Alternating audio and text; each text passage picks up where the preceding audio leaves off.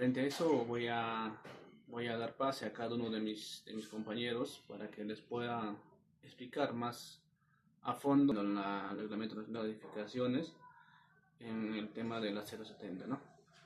Eso sería todo, ingeniero. Voy a pasar a cada uno de mis compañeros para que les pueda explicar. Muchas gracias.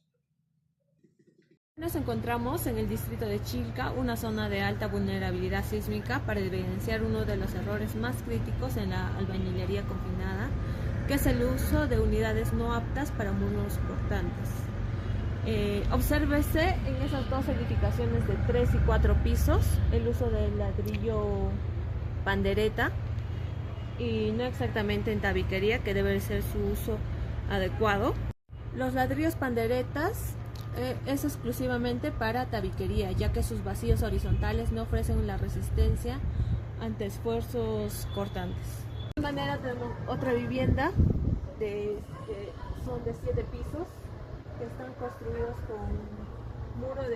con ladrillos de 18 huecos, pero que no cumplen el menos del 30% de vacíos, que tampoco son aptos para muros portantes.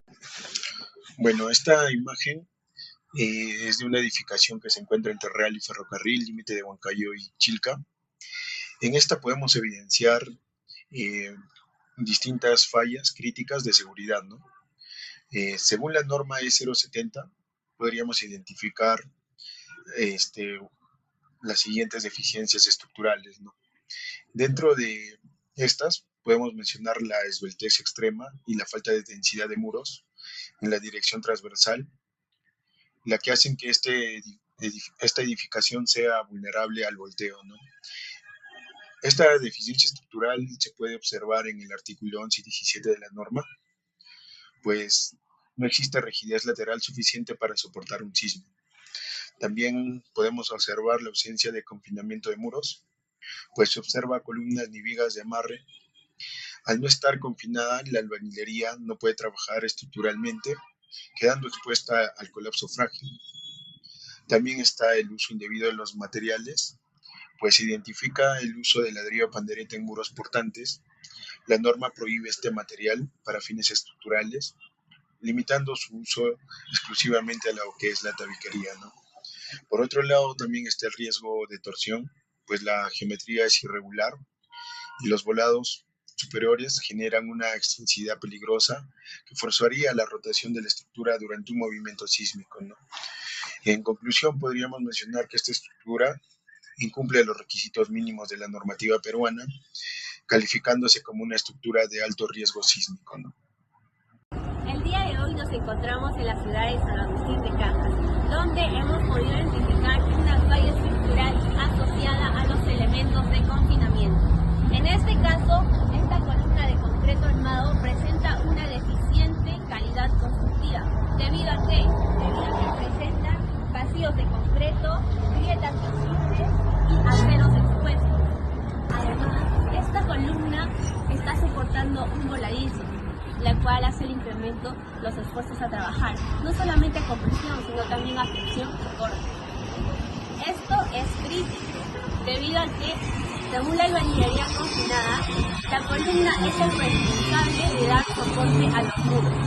Según la norma E070, todos los elementos de confinamiento deben ser continuos, resistentes y correctamente ejecutados, condición que aquí no se cumple.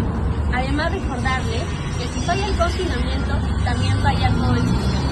Desde un enfoque estructural, la presencia del velado genera excentricidad de cargas, reduciendo momentos que deben ser soportados por la columna. Sin embargo, el deterioro del concreto y la posible corrosión de los aceros expuestos reducen significativamente la capacidad de resistir estos esfuerzos, generando una condición altamente vulnerable.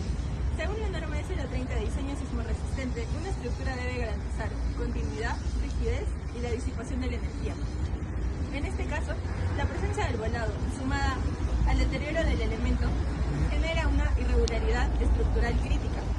Cuando una columna dañada sostiene un volado, no es solo un problema constructivo, sino también es una amenaza estructural en equilibrio inestable. Bueno, en esta oportunidad vamos a hablar acerca de lo que son las juntas sísmicas. Las juntas sísmicas en su mayoría son separaciones entre dos edificaciones. Sería en esta edificación que estamos realizando y en la edificación del vecino. Estas juntas sísmicas mayormente se toman desde la altura más baja hasta la altura más alta, y eso lo podemos determinar mediante la siguiente fórmula. Esta fórmula nos permitirá hallar el ancho de nuestra junta sísmica, lo cual sería S sería igual a 0,006 por H, donde H viene a ser la altura de la edificación. En este caso, M, o sea, el ancho tiene que ser mayor o igual a 0,03 metros para poder tener un ancho determinado o un ancho mínimo a la edificación vecina.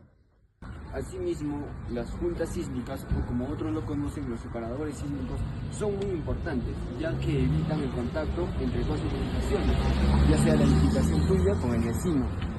En su mayoría esto se da porque las edificaciones están propensos a los desplazamientos en caso de movimientos sísmicos, ¿no? El efecto martillero se produce cuando dos edificaciones adyacentes con diferentes propiedades dinámicas experimentan desplazamientos laterales durante un sismo. Estos impactos inducen concentraciones de esfuerzos no contemplados en el diseño, ocasionando lo que es daño a los elementos estructurales como las vigas, columnas y losas. Asimismo, según el Reglamento Nacional de Edificaciones del Perú, mediante la normativa E030, diseño sismo resistente, establece que la separación entre estructuras debe ser suficiente para evitar el contacto, considerando los desplazamientos máximos inelásticos.